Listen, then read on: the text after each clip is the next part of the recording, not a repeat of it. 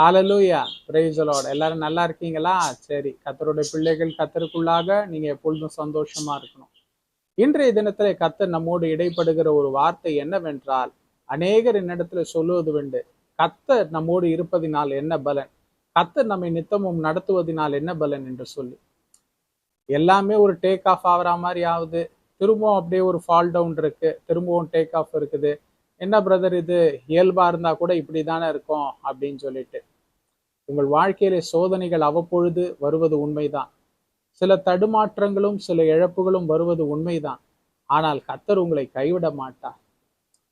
நடக்கிற பாதை சில நேரத்துல கடினமா இருக்கலாம், கஷ்டமா இருக்கலாம், நெருக்கமா இருக்கலாம்.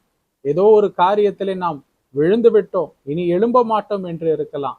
ஆனால் விழுந்து போன தாவீதின் கூடாரத்தை எழுப்பித்து கட்டின அந்த தேவன் உங்களுக்கும் அப்படியே காரியங்களை எழுப்பித்து கட்டுவார். God bless you all.